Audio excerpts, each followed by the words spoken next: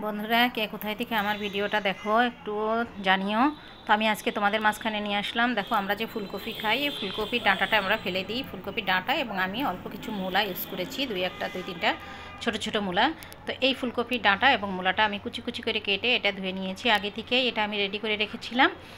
এরপরে দেখো এটার সঙ্গে আমরা আর কি ব্যবহার করব, লাগবে কয়েকটা শুটকি মাছ, দুইটা পেঁয়াজ কুচি, কয়েকটা মরিচ কুচি আর কয়েকটা রসুনের কুচি আমি রেখেছি। এর সঙ্গে আমি ধনিয়া পাতা রেখেছি।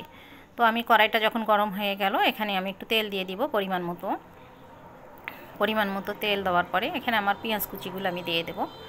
পেঁয়াজ কুচিগুলো একটু নেড়ে চেড়ে নিয়ে এটার সঙ্গে আমি আমার যে মরিচের কুচিটা করেছি এটা আমি দিয়ে দেবো বন্ধুরা।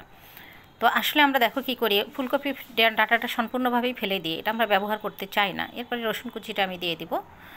তো ফুলকপির ডাঁটাটাও কিন্তু অনেক পুষ্টিগুণ সম্পন্ন এবং অনেক সুস্বাদু টেস্টি একটি খাবার। এবং শুটকিটা আমি গরম পানি দিয়ে ধুয়ে পরিষ্কার করে কাঁটা টাটা ছাড়িয়ে রেখেছিলাম, সেটা আমি দিয়ে দিলাম। এবং এটা কিছু সময় নেড়ে চেড়ে নিয়ে আমি এখানে পরিমাণ মতো কিন্তু লবণ ইউজ করব। তোমরা তো জানো রান্না করতে লবণ লাগে, হলুদ লাগে পরিমাণ মতো। তো আমি এখানে পরিমাণ মতো লবণ দিয়ে দিলাম, এরপরে পরিমাণ মতো হলুদ দিয়ে দিব।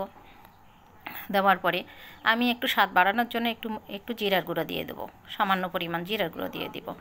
তো এটা দেওয়ার পরে আমার যে কেটে রাখা ফুলকপির ডাঁটা এবং মূলাটা, এটা আমি আগেই কেটে ধুয়ে পরিষ্কার করে রেখেছিলাম বলেছি বন্ধুরা। তো সেই ক্ষেত্রে আমি এইটা দিয়ে দেবো, এটা দিয়ে নেড়ে চেড়ে আমি এখানে কি করব, নেড়ে চেড়ে এরপরে কিছু সময় দিয়ে আমি ঢেকে দেবো। তো দেখো বন্ধুরা, আসলে সংসার, আমি এর আগে আমার সংসারের একটা ভিডিও দিয়েছিলাম, তোমরা হয়তো বা দেখেছো, যারা দেখেছো। তা আমি আজকে এই রেসিপিটা দিলাম এই কারণে, দেখো আসলে সংসার করতে আমরা অনেক সময় শুধু যে মাছ গোস্ত পোলাও রোস্ট কিমা সাধারণ এইগুলো সবাই করে, কিন্তু সিম্পল এই বিষয়গুলো কিন্তু কেউ করতে চায় না, কেউ খেতেও চায় না। আমরা খাওয়াইতে পারি না, পরিবারের ফেলে দিই অযথা, বাজার থেকে দাম দিয়ে কিনে নিয়ে আসি। তো আর তোমরা ফেলে দিবে না বন্ধুরা, হয়ে গেল। এরপরে দেখো উপরে আমি ধনিয়া পাতা কুচি রেখেছিলাম, এই ধনিয়া পাতাটা দিয়ে দিলাম। ব্যাস কিছু সময় পরে এটা আমি আবার নেড়ে চেড়ে কী করব, এটা আমার হয়ে যাবে। তাই বন্ধুরা আমি তোমাদের অবশ্যই বলবো, পরিবারের যখন আমাদের বাড়ির যারা গার্জিয়ান, আমাদের সংসার যারা চালায়, তারা কি করে আসলে পরিশ্রম করে নিয়ে আসে, আর আমরা কি করি অযথায় ফেলে দিই।